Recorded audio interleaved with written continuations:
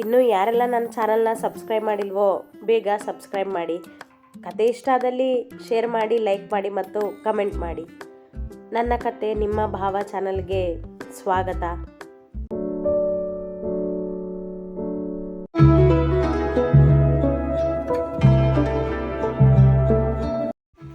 ಸರಿಯಾದ ಟೈಮ್ಗೆ ಮಾತ್ರೆ ಕೊಟ್ಟಿದ್ದೀರಾ, ಸೊ ತೊಂದರೆ ಏನಿಲ್ಲ. ಬಟ್ ಕೇರ್ಫುಲ್ ಆಗಿರಿ ಭಾರ್ಗವ್ ಸರ್ ಎಂದರು ಡಾಕ್ಟರ್ ಅವರನ್ನೊಮ್ಮೆ ಪರೀಕ್ಷಿಸಿ. ಅನಿರುದ್ಧ್ ಅವರ ಪಕ್ಕದಲ್ಲೇ ನಿಂತಿದ್ದ. ಅವರಿಗಾದ ಸ್ಥಿತಿ ಕಂಡು ಹೆದರಿದ್ದವ ಹತ್ತಿರದ ಆಸ್ಪತ್ರೆಗೆ ಕರೆತಂದಿದ್ದ ಅವರನ್ನು. ಅವನಿಗೂ ಗೊತ್ತಿತ್ತು ಭಾರ್ಗವರವರಿಗೆ ಅಲರ್ಜಿ ಇದೆ ಎಂದು. ಆದರೆ ಹೀಗೆ ಅವರ ಪ್ರಾಣಕ್ಕೆ ಅಪಾಯವಾಗುವಷ್ಟೆಂದು ತಿಳಿದಿರಲಿಲ್ಲ. ಥ್ಯಾಂಕ್ ಯು ಡಾಕ್ಟರ್ ಎಂದ ಭಾರ್ಗವರವರು ಅನಿರುದ್ಧ್ ಜೊತೆ ಆಸ್ಪತ್ರೆಯಿಂದ ಹೊರಬಂದರು. ಸರ್, ನೀವು ಕುತ್ಕೊಳ್ಳಿ, ನಾನೇ ಡ್ರೈವ್ ಮಾಡ್ತೀನಿ ಎಂದ. ಕೃತಜ್ಞತೆಯ ನಗು ನೀಡಿ ಕಾರ್ ಹತ್ತಿ ಕುಳಿತರು ಭಾರ್ಗವ್. ಅನಿರುದ್ಧ್ ಡ್ರೈವ್ ಮಾಡಲು ಕುಳಿತ. ಕಾರ್ ಸ್ಟಾರ್ಟ್ ಮಾಡುವ ಮೊದಲೇ ಅವನ ಫೋನ್ ರಿಂಗ್ ಆಯಿತು. ಅಶ್ವಿತಾ ಕರೆ ಮಾಡಿದ್ದಳು. ಹೇಳಿ ಮೇಡಮ್ ಎಂದ ರಿಸೀವ್ ಮಾಡಿ. ಅನಿರುದ್ಧ್, ಎಲ್ಲಿದ್ದೀರಾ ನೀವು? ನಿಮ್ಮ ಬೈಕ್ ಯಾಕೆ ಇಲ್ಲಿ ರಸ್ತೆಯಲ್ಲಿ ನಿಂತಿದೆ? ಆತಂಕದಿಂದ ಕೇಳಿದಳವಳು. ತಾನು ಮನೆಗೆ ಬರುವ ರಸ್ತೆಯಲ್ಲೇ ಅನಿರುದ್ಧ್ ಬೈಕ್ ನಿಂತಿದ್ದನ್ನು ಕಂಡು ಹೆದರಿಬಿಟ್ಟಿದ್ದಳು. ಹಾಗಾಗಿ ತಕ್ಷಣ ಕರೆ ಮಾಡಿದ್ದಳು ಅವನಿಗೆ. ಮೇಡಮ್, ನಾನು ಭಾರ್ಗವ್ ಸರ್ ಜೊತೆ ಇದ್ದೀನಿ. ನೀವು ಭಯ ಪಡುವಂಥದ್ದೇನಿಲ್ಲ. ನನ್ನ ಬೈಕ್ನ ಡ್ರೈವರ್ಗೆ ಮನೆಗೆ ತರೋದಕ್ಕೆ ಹೇಳಿ ಮೇಡಮ್. ನಾನು ಭಾರ್ಗವ್ ಸರ್ ಮನೆಗೆ ಬರ್ತಿದ್ದೀವಿ ಎಂದ. ನಡೆದದ್ದನ್ನು ಫೋನಿನಲ್ಲಿ ಹೇಳಿದರೆ ಭಯ ಬೀಳುವಳೆಂದು ಹೇಳಲಿಲ್ಲ ಅವ. ಇನ್ನೂ ಭಾರ್ಗವರವರು ಪಕ್ಕದಲ್ಲಿದ್ದರಿಂದ ಮೇಡಮ್ ಎಂದು ಮಾತನಾಡಿಸುತ್ತಿದ್ದ. ಯಾಕೆ, ಏನಾಯಿತು ಅನಿರುದ್ಧ್? ಕಡಿಮೆ ಆಗಲಿಲ್ಲ ಅವಳ ಆತಂಕ. ಹೇಳಿದ್ನಲ್ಲ ಮೇಡಮ್, ಏನೂ ಆಗಿಲ್ಲ ಅಂತ. ನೀವು ಮನೆಗೆ ಬನ್ನಿ ಎಂದು ಕಾಲ್ ಕಟ್ ಮಾಡಿದ. ಅಶ್ವಿತಾ ಅವ ಹೇಳಿದಂತೆ ಬೈಕ್ ಡ್ರೈವರ್ಗೆ ತರಲು ಹೇಳಿ ತಾನು ಕಾರ್ ಹತ್ತಿದಳು. ಅಶ್ವಿತಾ ಮೇಡಮ್ ಸರ್, ನನ್ನ ಬೈಕ್ನ ರಸ್ತೆಯಲ್ಲಿ ನೋಡಿ ಹೆದರಿದ್ದಾರೆ ಭಾರ್ಗವರವರಿಗೆ ಹೇಳುತ್ತಾ ಕಾರ್ ಸ್ಟಾರ್ಟ್ ಮಾಡಿದ.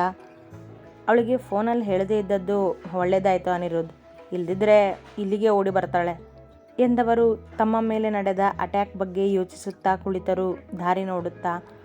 ಅನಿರುದ್ಧ್ ನಿಧಾನವಾಗಿ ಅನಂತ ನಿಲಯದ ದಾರಿ ಹಿಡಿದ. ಏನು ಮಾತಾಡ್ತಿದೀಯ ನೀನು? ಯಾರು ನೀನು? ನಾನು ಯಾಕೆ ಇವಳನ್ನ ಮದುವೆ ಆಗಬೇಕು? ಸುತ್ತಲೂ ನೋಡುತ್ತಾ ಚೀರಿ ಕೇಳಿದ ಅಭಿರಾಮ್. ಅವನ ಮುಂದೆ ಯಶಸ್ವಿನಿ ಇನ್ನೂ ಪ್ರಜ್ಞೆ ತಪ್ಪಿಯೇ ಕುಳಿತಿರುವಳು. ಅವಳ ಕೈಗಳೆಲ್ಲ ಧೂಳು, ಮುಖ ಬಾಡಿ ಹೋಗಿದೆ ಆಗಲೇ. ಚೇರಿನ ಪಕ್ಕದಲ್ಲಿ 2 ಹೂವಿನ ಮಾಲೆ, ತಾಳಿ, ಕುಂಕುಮ ಇತ್ತು ತಟ್ಟೆಯಲ್ಲಿ. ಅವಳನ್ನು ಮದುವೆ ಆಗುವಂತೆ ಹೇಳಿದ್ದ ಆ ಅನಾಮಿಕ ವ್ಯಕ್ತಿ. ಯಾಕಂದರೆ ನನ್ನಿಷ್ಟ ಎಂದವ ನಗುವುದನ್ನು ಬಿಡುತ್ತಲೇ ಇಲ್ಲ. ಅವನ ಧ್ವನಿ ಕೇಳಿ ಅಭಿರಾಮನಿಗೆ ಗುರುತಿಸಲೂ ಆಗುತ್ತಿಲ್ಲ. ಅವನ ಮಾತಿಗೆ ಲಕ್ಷ್ಯ ಕೊಡದೆ ಯಶಸ್ವಿನಿಯ ಕೈ ಕಾಲು ಕಟ್ಟಿದ್ದ ಹಗ್ಗ ಬಿಚ್ಚಿದ. ಅವಳ ಕೆನ್ನೆ ತಟ್ಟುತ್ತಾ ಯಶಸ್ವಿನಿ ಯಶಸ್ವಿನಿ ಕರೆಯುತ್ತಾ ಎಚ್ಚರಿಸಲು ನೋಡಿದ ಅವಳನ್ನು. ಅಮ್ಮ ಎಂದು ಸಣ್ಣಗೆ ನರಳುತ್ತಿದ್ದವಳಿಗೆ ಪೂರ್ತಿ ಎಚ್ಚರವಾಗಲಿಲ್ಲ. ಎದ್ದೇಳು ಯಶಸ್ವಿನಿ, ಪ್ಲೀಸ್ ಎದ್ದೇಳು. ಅವಳ ಕೈ ಹಿಡಿದು ಅಲುಗಾಡಿಸುತ್ತಾ ಪ್ರಯತ್ನಿಸಿದ. ಮತ್ತೆ ಅರ್ಧ ಕಣ್ತೆರೆದು ನೋಡಿದಳು. ಅಭಿರಾಮ್ ಕಾಣಿಸಿದ. ಅಭಿ ಎಂದಳು. ನಾನೇ ಅಭಿರಾಮ್, ಎದ್ದೇಳು ಯಶಸ್ವಿನಿ, ಎಚ್ಚರ ಮಾಡ್ಕೊ. ಮತ್ತೆ ಮತ್ತೆ ಕರೆದು ಅವಳನ್ನು ಎಚ್ಚರಿಸುತ್ತಿದ್ದವನ ಒದ್ದಾಟ ಹೇಳತೀರದು. ಅವಳ ಜೊತೆ ತನ್ನ ಮದುವೆ ಅವ ಊಹಿಸಲಾಗದ್ದು. ಅದು ನಡೆಯಬಾರದೆಂದೇ ಅವಳನ್ನು ಎಚ್ಚರಿಸುತ್ತಿದ್ದ ಅವ. ನೀನು ಏನೇ ಮಾಡಿದ್ರೂ ಅವಳು ಎಚ್ಚರ ಆಗೋದಿಲ್ಲ ಅಭಿರಾಮ್. ಅವಳಿಗೆ ಏನಾಗ್ತಿದೆ ಅನ್ನೋದು ಚೆನ್ನಾಗಿ ಗೊತ್ತಿದೆ. ಆದರೆ ನಿದ್ದೆ ಮಾಡ್ತಿದ್ದಾಳೆ ಅಷ್ಟೇ. ಧ್ವನಿ ಕೇಳಿತು ಮತ್ತೆ. ಅಭಿ ಮಾತನಾಡದೆ ಕೇಳಿಸಿಕೊಂಡ. ನೀನು ಎಷ್ಟು ತಡ ಮಾಡ್ತೀಯೋ ಅಷ್ಟು ಭಾರ್ಗವ್ ಸರ್ಗೆ ಅಂದರೆ ನಿಮ್ಮಪ್ಪನಿಗೆ ತೊಂದರೆ ಆಗುತ್ತೆ ಅಭಿ. ನೋಡು, ನಿನ್ನ ಫೋನಿಗೆ ಇನ್ನೊಂದು ವಿಡಿಯೋ ಬಂದಿದೆ ಎಂದವ ತನ್ನ ಬಳಿ ಇದ್ದ ವಿಡಿಯೋದ ಇನ್ನರ್ಧ ಭಾಗ ಕಳುಹಿಸಿದ ಅವನಿಗೆ. ತಕ್ಷಣ ಫೋನ್ ಹಿಡಿದು ನೋಡಿದ ಅಭಿ. ಭಾರ್ಗವರವರು ಒದ್ದಾಡುತ್ತಿರುವ ಮತ್ತದೇ ದೃಶ್ಯ. ಕೈ ನಡುಗಿಬಿಟ್ಟವು ಅವನದ್ದು. ಏಯ್ ಚೀರಿದ ಜೋರಾಗಿ. ಅವ ನಕ್ಕ. ಅಪ್ಪನು ಏನೂ ಆಗಬಾರ್ದು ಎಂದವ ಅಲ್ಲಿಯೇ ಇದ್ದ ನೀರಿನ ಬಾಟಲ್ ಹಿಡಿದು ಯಶಸ್ವಿನಿಯ ಮುಖಕ್ಕೆ ಎರಚಿದ. ಅಮ್ಮ ಎಂದ ಯಶಸ್ವಿನಿ ಚೂರು ಎಚ್ಚರಗೊಂಡಳು.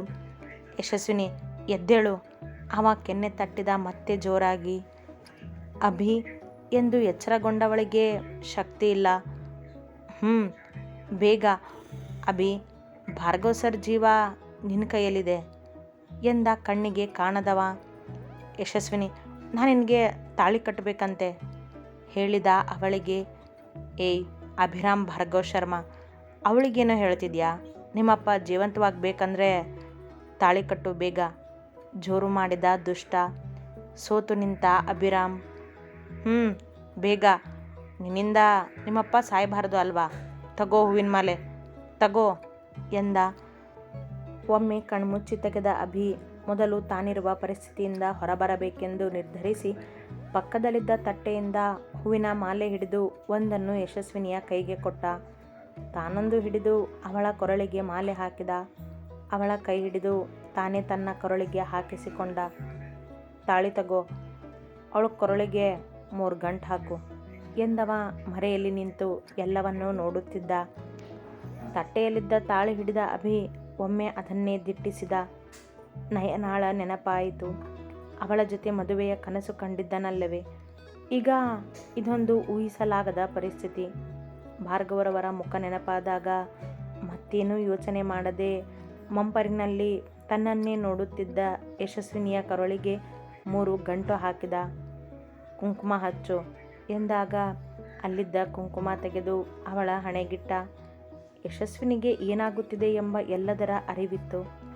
ಆದರೆ ಮೇಲೇಳಲಾಗದಷ್ಟು ನಿಶ್ಶಕ್ತಿ. ಗುಡ್ ಎಂದ ಕಣ್ಣಿಗೆ ಕಾಣದವ. ಅಪ್ಪ, ನನ್ನ ಅಪ್ಪನಿಗೆ ಮಾತ್ರೆ ಕೊಡು, ಅವ್ರಿಗೇನಾದರೂ ಆದರೆ ನಾನು ನಿನ್ನನ್ನು ಸುಮ್ಮನೆ ಬಿಡೋದಿಲ್ಲ ಚೀರಿ ಹೇಳಿದ ಅಭಿ ಸುತ್ತಲೂ ನೋಡುತ್ತಾ. ಆಗಲೇ ಭಾರ್ಗವರವರು ಹುಷಾರಾಗಿ ಮನೆ ತಲುಪಿರುವರೆಂದು ಯಾರೂ ಹೇಳಬೇಕವನಿಗೆ? ಮನೆಯಿಂದ ಯಾರೂ ಕರೆ ಮಾಡಿರಲಿಲ್ಲ ಆ ಸಮಯಕ್ಕೆ. ಅಲ್ಲದೆ ಯಾರಿಗೂ ತಿಳಿದಿರಲಿಲ್ಲ ಭಾರ್ಗವರವರಿಗೆ ಹೀಗಾಗಿದೆ ಎಂದು. ನನ್ನ ಕೆಲಸ ಆಯಿತು ಅಭಿರಾಮ್, ಇನ್ನೂ ನಿನ್ನ ಅಪ್ಪನ ನೀನೇ ನೋಡ್ಕೊ. ನಿನ್ನ ಹೆಂಡ್ತಿನ ಹುಷಾರಾಗಿ ಮನೆ ಕರ್ಕೊಂಡು ಹೋಗು, ನಿನಗೆ ಇನ್ನೊಂದು ಶಾಕ್ ಇದೆ ಎಂದವ ಅಲ್ಲಿಂದ ಸದ್ದಿಲ್ಲದೆ ಸರಿದು ಹೋದ. ಮತ್ತೊಂದು ದಾರಿಯಿಂದ ಅಭಿ ನಿಲ್ಲದೆ ಆ ಗೋಡಂನಲ್ಲಿ ಅತ್ತಿತ್ತ ಅವನನ್ನು ಹುಡುಕುತ್ತಾ ಓಡಿದ. ಎಲ್ಲಿಯೂ ಕಾಣಲಿಲ್ಲ ಅವ. ಮೊದಲೇ ಎಲ್ಲ ಯೋಜನೆ ಮಾಡಿಕೊಂಡಂತೆ ಪರಾರಿಯಾಗಿಬಿಟ್ಟ ಕ್ಷಣದಲ್ಲೇ. ಅಭಿ ಅವನಿನ್ನೂ ಹುಡುಕುವಾಗಲೇ ಕಾರಿನ ಶಬ್ದವಾಯಿತು ದೂರದಿಂದ. ತಕ್ಷಣ ಓಡಿ ಬಂದು ಆ ಗೋಡಂನ ಬಾಗಿಲು ತೆಗೆದ. ತನ್ನ ಕಾರ್ ಬಿಟ್ಟು ಯಾರೂ ಇರಲಿಲ್ಲ, ಏನೂ ಕಾಣಲಿಲ್ಲ ಅಲ್ಲಿ. ಅಪ್ಪನಿಗೇನಾಯಿತು? ಭಾರ್ಗವರವರ ಸ್ಥಿತಿ ನೆನಪಿಗೆ ಬಂದಾಗ ತಕ್ಷಣ ತನ್ನ ಫೋನ್ ತೆಗೆದು ಅವರಿಗೆ ಕರೆ ಮಾಡಿದ. ಮನೆಯ ದಾರಿಯಲ್ಲಿದ್ದವರು ರಿಸೀವ್ ಮಾಡಲಿಲ್ಲ ಅವನ ಕರೆಯನ್ನು. ಅದನ್ನರಿಯದ ಅಭಿ, ಅಪ್ಪ ಕಾಲ್ ಪಿಕ್ ಮಾಡ್ತಿಲ್ಲ, ಮೊದಲು ಅವ್ರನ್ನ ನೋಡಬೇಕು ನಾನು ಎಂದವ ಯಶಸ್ವಿನಿಯತ್ತ ಓಡಿ ಬಂದ. ಮೇಲೆದ್ದು ನಿಂತವಳು ಸರಿಯಾಗಿ ನಡೆಯಲಾಗದೆ ಕುಳಿತು ಬಿಟ್ಟಳು ಚೇರಿನಲ್ಲಿ. ಅವಳನ್ನು ಕಂಡ ಅಭಿ ಬಳಿ ಬಂದು, ಯಶಸ್ವಿನಿ ಬಾ ಹೋಗೋಣ ಎಂದು ಅವಳ ತೋಳು ಬಳಸಿ ಕರೆತಂದು ಕಾರಿನಲ್ಲಿ ಕೂರಿಸಿ ತಾನೂ ಕಾರ್ ಸ್ಟಾರ್ಟ್ ಮಾಡಿದ. ಅವಳನ್ನು ಕಂಡರಾಗದು ಅವನಿಗೆ, ನಿಜ. ಹಾಗೆಂದು ಅಂತಹ ಪರಿಸ್ಥಿತಿಯಲ್ಲಿ ಯಾರೂ ಇಲ್ಲದ ಜಾಗದಲ್ಲಿ ಆ ಹೆಣ್ಣೊಬ್ಬಳನ್ನೇ ಬಿಟ್ಟು ಹೋಗುವಷ್ಟು ಕ್ರೂರಿ ಅಲ್ಲ ಅವ. ಅಭಿ, ನೀರು ಕಷ್ಟಪಟ್ಟು ಎಂದಳು ಯಶಸ್ವಿನಿ. ನಿಧಾನವಾಗಿ ಎಚ್ಚರವಾಗುತ್ತಿತ್ತು ಹುಡುಗಿ. ಕೊರಳಲ್ಲಿ ಮಾಲೆ ಇತ್ತು, ಅವ ಕಟ್ಟಿದ ತಾಳಿ ಇತ್ತು. ಸದ್ಯಕ್ಕೆ ಅದರ ಗೊಡವೆ ಬೇಡ ಅವಳಿಗೆ. ಅವ ತನ್ನ ಬಳಿ ಇದ್ದ ನೀರಿನ ಬಾಟಲ್ ತೆಗೆದು ಅವಳ ಮುಂದೆ ಹಿಡಿದ. ನಿಶ್ಶಕ್ತಿಯಿಂದಲೇ ಬಾಟಲ್ನ ಮುಚ್ಚಳ ತೆಗೆದು ನೀರು ಕುಡಿದಳು. ಅವಳತ್ತ ಒಮ್ಮೆ ನೋಡುತ್ತಾ ಡ್ರೈವ್ ಮಾಡುತ್ತಿದ್ದ ಅಭಿ, ನಿನಗೆ ಯಾರು ಅಂತ ಗೊತ್ತಾ ಅವನು? ನಿನ್ನನ್ನು ಹೇಗಿಲ್ಲಿಗೆ ಕರ್ಕೊಂಡು ಬಂದ ಎಂದು ಕೇಳಿದ.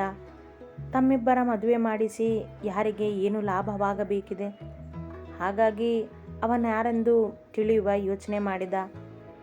ಇಲ್ಲ ಎಂದವಳು ಸೀಟಿಗೆ ತಲೆ ಆನಿಸಿ ಕಣ್ಮುಚ್ಚಿದಳು.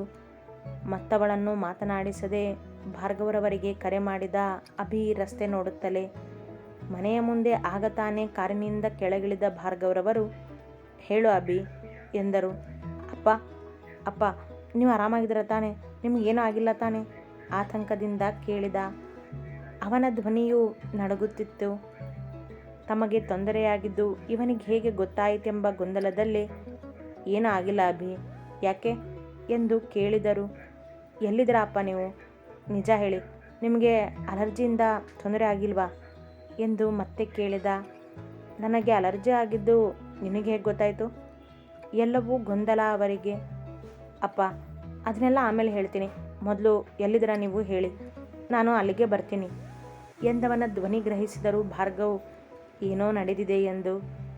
ನಾನೀಗ ಮನೆಗೆ ಬಂದೆ ಎಂದರು. ಸರಿ ಅಪ್ಪ, ನಾನು ಮನೆಗೆ ಬರ್ತೀನಿ ಎಂದವ ಮನೆಯ ದಾರಿ ಹಿಡಿದ. ಕಾರಿನ ವೇಗ ಹೆಚ್ಚಿಸಿ. ಆ ಕ್ಷಣ ಭಾರ್ಗವರವರನ್ನು ಕಾಣಬೇಕವನು ಅಷ್ಟೇ. ಪಕ್ಕದಲ್ಲಿ ತನ್ನ ಸತಿ ಆಗಿರುವವಳ ಯೋಚನೆಯೂ ಇಲ್ಲ ಅವನಿಗೆ. ಏನೋ ಆಗಿದೆ ಇಲ್ಲಿ ಎಂದರು ಭಾರ್ಗವ್ ನಿಂತಲ್ಲೇ. ಏನಾಯಿತು ಸರ್ ಕೇಳಿದ ಅನಿರುದ್ಧ್ ಅವಳ ಬಳಿ ಬಂದು. ಅದೇ ಗೊತ್ತಾಗ್ತಿಲ್ಲ ಅನಿರುದ್ಧ್, ನೋಡೋಣ ಬಾ ಎಂದವರು ಒಳ ನಡೆದರು. ದೊಡ್ಡಪ್ಪ, ಅನಿರುದ್ಧ್ ಎನ್ನುತ್ತಾ ಬಾಗಿಲಿಗೆ ಬಂದಳು ಅಶ್ವಿತಾ. ಅವರಿಬ್ಬರು ಬರುವ ದಾರಿಯನ್ನೇ ಕಾಯುತ್ತಿದ್ದಳವಳು. ಮೇಡಮ್, ಸರ್ ಮೊದಲು ಕೂತ್ಕೊಳ್ಳಿ, ಅವರಿಗೆ ಕುಡಿಯೋದಕ್ಕೆ ಜ್ಯೂಸ್ ಏನಾದರೂ ಎಂದ ಅನಿರುದ್ಧ್ ಅವಳನ್ನು ನೋಡುತ್ತಾ. ಯಾಕೆ, ಏನಾಯಿತು ಇವರಿಗೆ? ಗಾಬರಿಯಲ್ಲಿ ಓಡಿ ಬಂದ ಪೂರ್ಣ ಭಾರ್ಗವರವರ ಕೈ ಹಿಡಿದರು. ಹೇಳ್ತೀನಿ, ಕುತ್ಕೊಳ್ಳೋಕ್ಕಾದರೂ ಬಿಡು ಎಂದ ಭಾರ್ಗವರವರು ಪರಿಸ್ಥಿತಿಯನ್ನು ಸಮಾಧಾನದಿಂದಲೇ ನಿಭಾಯಿಸುತ್ತಿದ್ದರು. ಅಮ್ಮ, ಜ್ಯೂಸ್ ತಗೊಂಡು ಬಾ ದೊಡ್ಡಪ್ಪನಿಗೆ, ಅಶ್ವಿತಾ ಹೇಳಿದಳು ಅಮೃತಾರವರಿಗೆ. ಅವರು ಅಡುಗೆ ಮನೆಗೆ ಓಡಿದರು. ಶರಾವತಿ ಅಜ್ಜಿ ಮಲಗಿದ್ದರು ಕೋಣೆಯಲ್ಲಿ. ಭಾರ್ಗವರವರು ಸೋಫಾದಲ್ಲಿ ಕುಳಿತಾಗ ಅವರ ಒಂದು ಪಕ್ಕದಲ್ಲಿ ಅಶ್ವಿತಾ ಕುಳಿತರೆ ಇನ್ನೊಂದು ಪಕ್ಕದಲ್ಲಿ ಪೂರ್ಣ ಕುಳಿತರು. ಅದೇ ಸಮಯಕ್ಕೆ ಅಥರು ಮತ್ತು ಆಯುಷ್ರವರು ಒಳಬಂದರು. ಎಂದಿನಂತೆ ಮನೆಗೆ ಬಂದವರಿಗೆ ಭಾರ್ಗವರವರಿಗೆ ಹೀಗಾಗಿದೆ ಎಂಬ ಸುಳಿವಿಲ್ಲ. ಭಾರ್ಗವರನ್ನು ಹಿಡಿದು ಕುಳಿತಿದ್ದನ್ನು ಕಂಡು ಅಪ್ಪ ಎಂದು ಓಡಿ ಬಂದ ಅಥರು. ಏನಾಯಿತು ಅಪ್ಪ ಎಂದು ಅವರ ಕಾಲಿನ ಬಳಿ ಕುಳಿತ. ಆಯುಷ್ರವರು ಗಾಬರಿಯಿಂದ ಮುಂದೆ ಬಂದು ನಿಂತರು. ಯಾರೂ ಭಯಪಡುವಂಥದ್ದೇನಿಲ್ಲ, ಅಲರ್ಜಿ ಆಗಿದೆ ಅಷ್ಟೇ ಎಂದರು ಭಾರ್ಗವ್. ಅಲರ್ಜಿನಾ? ಹೇಗೆ? ಮಾತ್ರೆ ತಗೊಂಡಿದ್ದೀರಾ? ಒಂದೇ ಉಸಿರಿನಲ್ಲಿ ಕೇಳಿದರು ಪೂರ್ಣ. ಹಾಂ ಪೂರ್ಣ, ತಗೊಂಡಿದ್ದೀನಿ. ಅನಿರುದ್ಧ್ ಆಸ್ಪತ್ರೆಗೆ ಕರ್ಕೊಂಡು ಹೋಗಿ ಬಂದಿದ್ದಾನೆ. ಇವತ್ತು ಇವನು ಬರದೇ ಇದ್ದಿದ್ರೆ ನಾನು ಮನೆಗೆ ವಾಪಸ್ ಬರ್ತಿದ್ನೋ ಇಲ್ವೋ ಎಂದರು. ತಕ್ಷಣ ಅವರ ಬಾಯಿಯ ಮೇಲೆ ಕೈ ಇಟ್ಟು, ಹಾಗನ್ಬೇಡಿ ನೀವು ಎಂದ ಪೂರ್ಣರವರ ಕಣ್ಣುಗಳು ತುಂಬಿದವು ತಡವಿಲ್ಲದೆ. ಅವರಿಲ್ಲದೆ ಇವರು ದಿನ ಕಳೆದವರೇ ಅಲ್ಲ ಇಷ್ಟು ವರ್ಷಗಳಿಂದ. ಅನಿರುದ್ಧ್, ಏನಾಯಿತು? ದೊಡ್ಡಪ್ಪ ಹೇಗೆ ಸಿಕ್ಕಿದ್ರು ನಿಮಗೆ ಕೇಳಿದಳು ಅಶ್ವಿತಾ ನಿಂತವನನ್ನು. ಅವ ಭಾರ್ಗವರವರ ಮುಖ ನೋಡಿದ. ಹೇಳಬೇಕೋ ಬೇಡವೋ ಎಂಬಂತೆ. ಅಲರ್ಜಿ ಅಂತ ಹೇಳಿದ್ನಲ್ಲ ಎಂದರು ಭಾರ್ಗವ್. ಅವರ ನೋಟ ಅರಿತ ಪೂರ್ಣರವರು, ಇಲ್ಲ, ಏನೋ ಆಗಿದೆ, ಹೇಳಿ ಏನಾಯಿತು ಮತ್ತೆ ಕೇಳಿದರು. ಅಣ್ಣ, ಅಲರ್ಜಿ ಮಾತ್ರೆ ನಿನ್ನ ಹತ್ರನೇ ಇರುತ್ತೆ, ಇಷ್ಟೊಂದು ಕೇರ್ಲೆಸ್ ಅಲ್ಲ ನೀನು, ಹೇಳು ಏನಾಯಿತು? ಆ ದಳಪತಿ ಏನಾದರೂ ಅನುಮಾನಿಸಿದರು ಆಯುಷ್. ಅಮೃತ ಭಾರ್ಗವರವರ ಮುಂದೆ ಜ್ಯೂಸ್ ತಂದು ಹಿಡಿದರು. ಗುಟುಕು ಕುಡಿದ ಭಾರ್ಗವರವರು, ನನ್ನ ಮೇಲೆ ಅಟ್ಯಾಕ್ ಆಗಿತ್ತು ಎಂದರು. ಎಲ್ಲರೂ ಭಯ ಬಿದ್ದರು. ಅಟ್ಯಾಕ್ ಆಗಿತ್ತಾ? ನಿಮಗೇನೂ ಆಗಿಲ್ಲ ತಾನೆ? ಅವರ ಕೈ ಬಿಗಿ ಹಿಡಿದು ಕೇಳಿದರು ಪೂರ್ಣ. ಅವರ ಕೆನ್ನೆಯ ಮೇಲೆ ನೀರಿಳಿಯಿತು ತಡವಿಲ್ಲದೆ. ಏನೂ ಆಗಿಲ್ಲ ಪೂರ್ಣ ಎಂದರು ಭಾರ್ಗವ್. ಮತ್ತೆ ಅಲರ್ಜಿ ಅಂತ ಸುಳ್ಳು ಹೇಳಿದ್ರ ದೊಡ್ಡಪ್ಪ ಕೇಳಿದಳು ಅಶ್ವಿತಾ. ಇಲ್ಲ, ಯಾರೋ ನನಗೆ ಅಲರ್ಜಿ ಇದೆ ಅಂತ ತಿಳಿದೇ ಅಟ್ಯಾಕ್ ಮಾಡಿದ್ದಾರೆ. ಅವರು ಏನೋ ಕೆಮಿಕಲ್ ಮೂಗಿಗೆ ಹಿಡಿದ್ರು, ಅದರಿಂದನೇ ನನಗೆ ಅಲರ್ಜಿ ಆಗಿದ್ದು. ಆ ದಳಪತಿ ನಿನಗೆ ಬರೋದಕ್ಕೆ ಹೇಳಿ ಇಷ್ಟೆಲ್ಲ ಮಾಡಿದ್ದಾನೆ ಅಣ್ಣ, ಅದಕ್ಕೆ ಬೆಳಗ್ಗೆ ಅಭಿ ನಿನ್ನ ಜೊತೆ ಬರ್ತೀನಿ ಅಂತ ಹೇಳಿದ್ದು ಎಂದರು ಆಯುಷ್. ಅಭಿ ಅವನು ಕಾಲ್ ಮಾಡಿದ್ದ, ನನಗೆ ಅಲರ್ಜಿ ಆಗಿದ್ದು ಅವನಿಗೆ ಹೇಗೆ ಗೊತ್ತಾಗಿದೆಯೋ ಗೊತ್ತಿಲ್ಲ, ಮನೆಗೆ ಬರ್ತಿದ್ದೀನಿ ಅಂತ ಹೇಳ್ದ. ಅವನು ಬಂದ ಮೇಲೆ ಏನು ಅಂತ ಗೊತ್ತಾಗೋದು ಎಂದರು ಭಾರ್ಗವ್. ಮೊದಲಿಗಿಂತ ಎಷ್ಟೋ ಸುಧಾರಿಸಿಕೊಂಡಿದ್ದರು ಈಗ. ಆ ದಳಪತಿನ ಸುಮ್ಮನೆ ಬಿಡೋದಿಲ್ಲ ಅಪ್ಪ ನಾನು, ರೋಷದಿಂದ ಎಂದ ಅಥರ್ ಮೇಲೆದ್ದು ನಿಂತು. ಹೌದಾ ಅಣ್ಣ, ಅವನಿಗೆ ಒದ್ದು ಪೊಲೀಸಿಗೆ ಒಪ್ಪಿಸ್ತೀನಿ ಎಂದರು ಆಯುಷ್. ನೋನೋ, ಆ ಥರ ಏನೂ ಮಾಡಬೇಡಿ, ಇದನ್ನೆಲ್ಲ ಅವನೇ ಮಾಡಿದ್ದಾನೆ ಅಂತ ನಮಗೆ ಗೊತ್ತಾಗಿಲ್ಲ. ಅಭಿ ಬರಲಿ, ನನಗೆ ಅಲರ್ಜಿ ಆಗಿದ್ದು ಅವನಿಗೆ ಹೇಗೆ ಗೊತ್ತಾಯಿತು ಅನ್ನೋದು ಗೊತ್ತಾಗಬೇಕು ನನಗೆ ಮೊದಲು ಎಂದರು. ಎಲ್ಲರೂ ಮೌನ ವಹಿಸಿದರು. ಭಾರ್ಗವರವರಿಗೆ ಏನಾದರೂ ಆದರೆ ಆ ಮನೆಯ ಯಾರೊಬ್ಬರೂ ಸಹಿಸರು. ಅಮ್ಮ ಮಲಗಿದ್ದಾರೆ ಅಲ್ವಾ, ಅವರಿಗಿದೇನು ಗೊತ್ತಾಗೋದು ಬೇಡ ಎಂದರು ಭಾರ್ಗವ್. ಜ್ಯೂಸ್ ಕುಡಿದು ಮುಗಿಸಿ ಅನಿರುದ್ಧನನ್ನು ಕಂಡವರೇ, ಥ್ಯಾಂಕ್ ಯು ಅನಿರುದ್ಧ್, ಇವತ್ತು ನೀನು ಬರದೇ ಇದ್ದಿದ್ರೆ ಇನ್ನೂ ಏನಾಗ್ತಿತ್ತೋ ಗೊತ್ತಿಲ್ಲ, ಥ್ಯಾಂಕ್ ಯು ಸೋ ಮಚ್ ಎಂದರು. ಇಷ್ಟಕ್ಕೆಲ್ಲ ಥ್ಯಾಂಕ್ಸ್ ಯಾಕೆ ಸರ್, ನೀವು ನನ್ನ ಗುರು, ನಿಮ್ಮ ಸೇವೆ ನನ್ನ ಕರ್ತವ್ಯ ಅಷ್ಟೇ ಎಂದನವ. ತುಂಬ ಅಭಿಮಾನ ಅವನಿಗೆ ಭಾರ್ಗವರವರ ಮೇಲೆ. ಹಾಂ, ಥ್ಯಾಂಕ್ಸ್ ಎಲ್ಲ ಬೇಡ, ಯಾಕಂದರೆ ಇನ್ನು ಮುಂದೆ ನೀನು ನಮ್ಮ ಫ್ಯಾಮಿಲಿನೇ ಎಂದರು ಅಶ್ವಿತಾಳನ್ನು ನೋಡುತ್ತಾ. ಅವಳ ಮೊಗದಲ್ಲಿ ನಗು ಮೂಡಿತು. ಅದೇ ಸಮಯಕ್ಕೆ ಕಾರಿನ ಶಬ್ದವಾಯಿತು. ಅಭಿ ಬಂದನೆಂದು ಎಲ್ಲರೂ ಊಹಿಸಿದರು. ಅತಿ ಹೆಚ್ಚಿನ ಕಥೆಗಳಿಗಾಗಿ ಹಿಂಬಾಲಿಸಿ ಪ್ರತಿಲಿಪಿ ಆ್ಯಪ್ನಲ್ಲಿ ಪ್ರತಿಮಾ SH ಅವರನ್ನು.